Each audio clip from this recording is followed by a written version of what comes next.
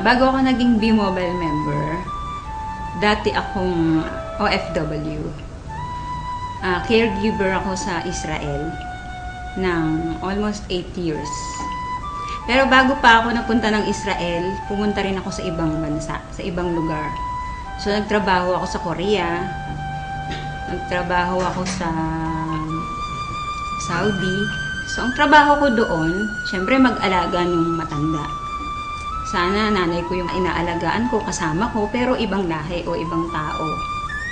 Nung mga panahon na meron akong inalagaan na matanda na nagkakalat siya ng dumi, naiihi siya sa panty niya, minsan pag pinapakain mo siya, pahirapan, mumurahin ka pa niya, dahil akala niya pinipilit mo talaga siyang kumain. Pero syempre, bilang caregiver, kailangang ibigay mo sa kanya yon. So pagka minumura ko, ganun, naiiyak na lang ako kasi hindi mo naman siya pwedeng patulan. Caregiver ka nga eh. So, naiisip ko yung parents ko. Kasi dapat ako yung kasama nila sa bahay, pero matagal akong wala. Lagi akong nasa abroad. Nung mga time na yon, sabi ko sa sarili ko, pag umuwi ako ng Pilipinas, ayoko nang bumalik sa abroad. Kaya naghanap talaga ako ng opportunity na yung magi-stay na ako sa Pilipinas, yung hindi na ako aalis.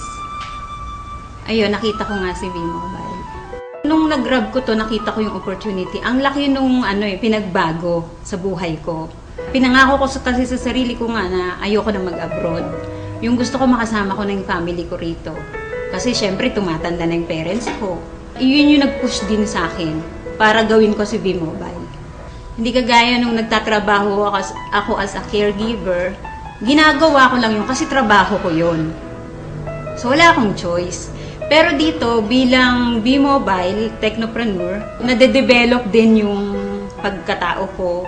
Yung sabi ko sa sarili ko, ay marunong din pala talaga ako makipag-usap.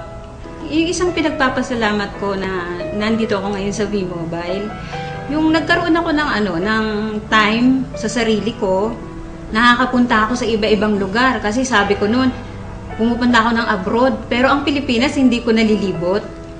So ngayon nagagawa ko na siya. Napupuntahan ko na yung mga lugar na hindi ko napupuntahan noon dito sa Pilipinas. Sa mga OFW, huwag silang matakot na umuwi ng Pilipinas. Kasi noon nanlulumo ako sa tuwing sasabihin nila sa akin na, di bali nang mamatay dito sa abroad kahit may gera. Ayaw namin umuwi kasi nandiyan kami sa Pilipinas. Ganun na ba talaga kahirap yung Pilipinas para ganun ang sabihin nila? Tapos yung kahit na malayo sila sa mga anak nila, sa pamilya nila, basta ang mindset nila, ang nasa isip nila, sa abroad lang nila mararanasan na magkaroon ng pera, na maibigay sa pamilya yung pangarap na gusto nila. Hindi ka palaging malakas. Hindi ka palaging may trabaho dyan. Darating ang panahon, uuwi ka rin ng Pilipinas. So, ang sabi ko, kung gagawin nyo si B-Mobile, pag uwi nyo ng Pilipinas, meron na kayong ipon, meron na rin kayong gagawin. Sabi ng kuya ko sa akin, nung niyayaya ko siya, sabi niya sa akin, wag mo na nga akong isali sa ganyang kalokohan, sabi niya. Sabi ko, hindi naman kalokohan si B-Mobile, kasi negosyo nga yan eh. Pinapakita ko nga sa'yo na dito, maliit lang yung capital, tapos may malaking potential income, sabi ko sa kanya. So sabi niya sa akin, baka mamaya magpasali ka dyan ng mga tao, yun pala, scam yan. Sabi niya, di madadamay pa kami niyan. Pati ko niyayaya mo, madadamay din ako, sabi niya.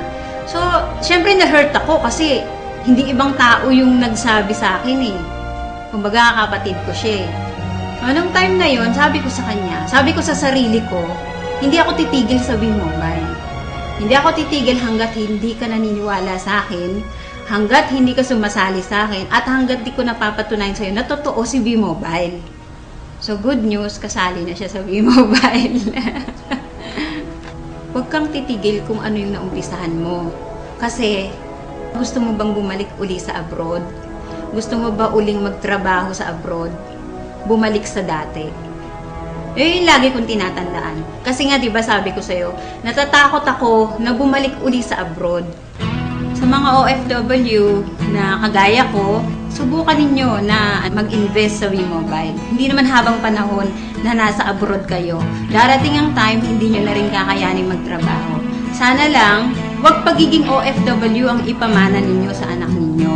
Ang ipamana nyo sa kanila yung makapag-aral sila at pagkatapos nun, magnegosyo sila. So ito na yung chance ninyo. I-grab nyo na to kasi bihira yung opportunity na ganito. Na hindi lahat ng company na nasasalihan ninyo ay kagaya ng WeMobile.